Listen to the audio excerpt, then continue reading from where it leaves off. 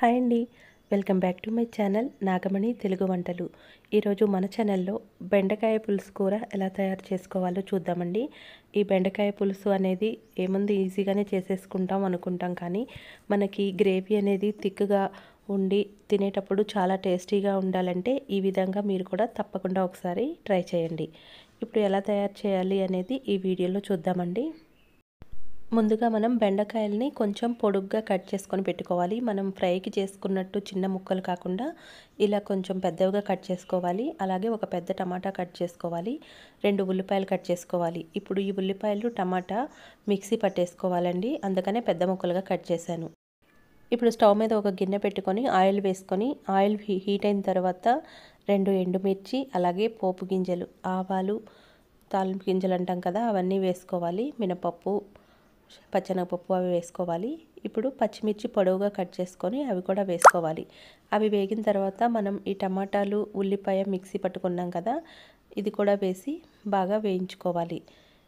మనం పచ్చివే మిక్సీ పట్టుకున్నాం కాబట్టి ముందుగానే కొంచెం వీటిని ఇలా ఆయిల్లో వేయించుకుంటే బాగుంటుంది.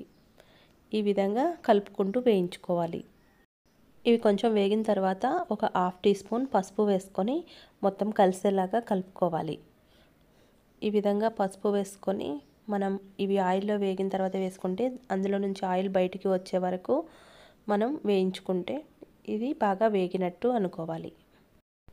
అవి వేగిన తర్వాత ఇందులో మనం ఈ బెండకాయ ముక్కలు వేసుకోవాలి. ఈ బెండకాయ ముక్కలన్నీ వేసుకొని మొత్తం బాగా కలిసేలాగా మిక్స్ చేసుకోవాలి. ఇలాగ పైకి కిందకి మొత్తం కలిసేలాగా కలుపుకోవాలి.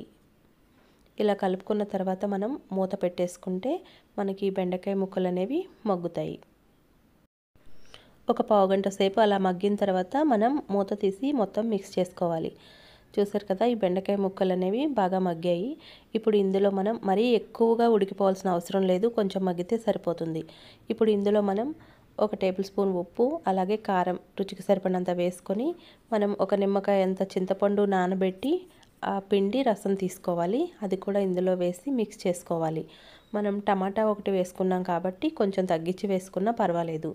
ఇలాగా ఈ పులుసు పిండి కలుపుకున్న తర్వాత మనం కావాలంటే ఇంకొంచెం ఎసరు పోసుకొని మొత్తంగా ఇలాగా ఉడికించుకోవాలి. మనకు ఈ గ్రేవీ అనేది కొంచెం థిక్నెస్ వరకు వచ్చే వరకు కూడా ఉడికించుకోవాలి. మనం ఉల్లిపాయ టమాటా పేస్ట్ పట్టి వేసుకున్నాం కాబట్టి మనకి ఇది కూర ఉడికేసరికి చాలా థిక్నెస్గా ఉంటుంది.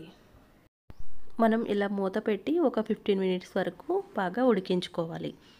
15 మినిట్స్ ఉడికిన తర్వాత మళ్ళీ మనం మూత తీసి చూస్తే మనకి చూసారు కదా, పులుసు అనేది కొంచెం చిక్కపడటం స్టార్ట్ అవుతుంది.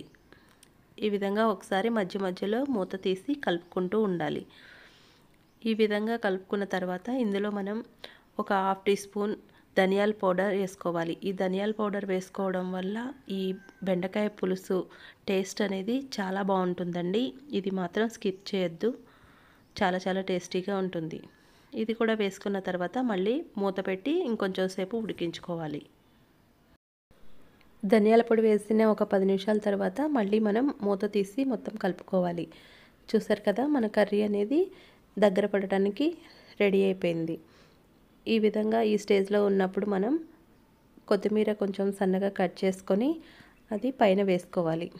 ఇప్పుడు స్టవ్ ఆఫ్ చేసుకొని ఆ కొత్తిమీర గార్నిష్ చేసుకుంటే మనకు కూర ఆరిపోయేసరికి ఈ గ్రేవీ అనేది చిక్కగా అవుతుంది, చాలా బాగుంటుంది. ఈ విధంగా కొత్తిమీర వేసుకొని గార్నిష్ చేసుకుంటే మన కర్రీ రెడీ అయిపోయినట్లే.